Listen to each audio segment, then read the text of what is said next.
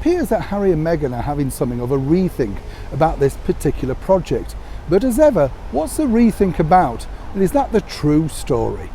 Hi, good morning, Neil. Sean here in the very heart of London. Thank you as ever for joining me, and lovely to see you. Hope you're all keeping well today. Whatever you do, keep fine, safe, and of course, be dandy. You know what I mean by that. Cheer yourselves up. Make sure you give yourself a little bit of time during, no doubt, your busy day. You know, that's what it's important about. Always having a smile, a laugh, and seeing the good in many things of life.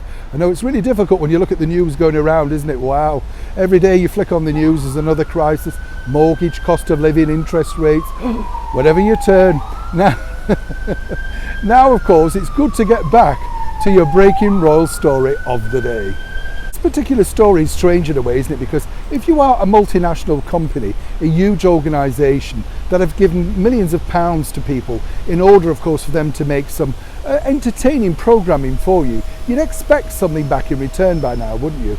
Of course, we're talking about Harry and Meghan and their deal with Netflix. Now, the last thing we heard about them was that, well, they were going to be making a docu-series, not a reality TV show, oh no, a docu-series, totally different apparently. Of course, it's difficult if you're a thing like Netflix, isn't it, where you've given millions of pounds to people to make what you hope to be entertaining programming, you know, that sort of thing.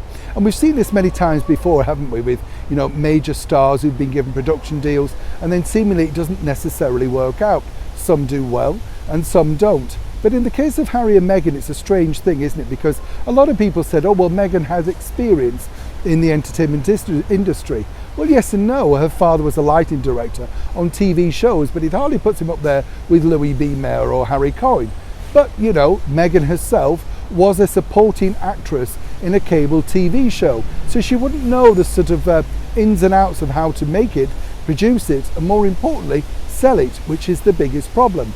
Now, their docu-series, we are told, according to a good source, and as ever we have to say allegedly, is being redefined so that there's nothing too damaging about senior royals within it. So if that's true, which I very much doubt, but if that's true, then it says a lot about the route they were going down prior to our sad loss with Queen Elizabeth II. But what a good source told me that all, you know, currently works, should I say, out at Netflix is this.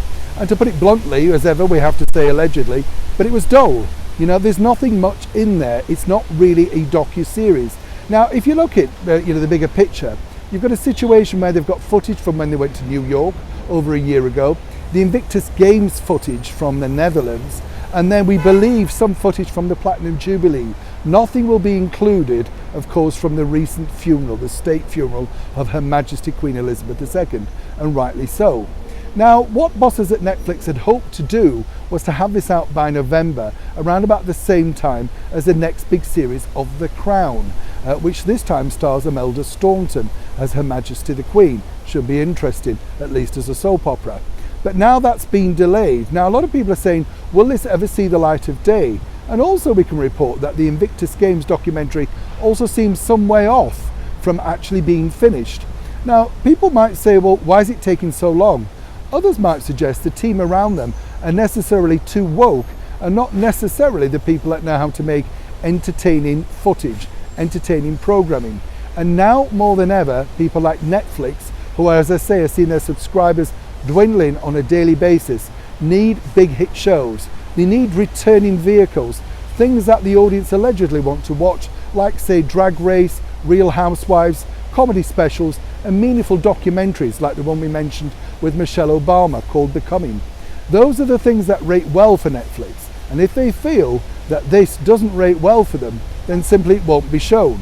Now, could this docu-series end up the very same way as the animation series that was promised from Archwell, Pearl? As ever, if that fails to shine, you'll be the first to know. Neil Sean in the very heart of London.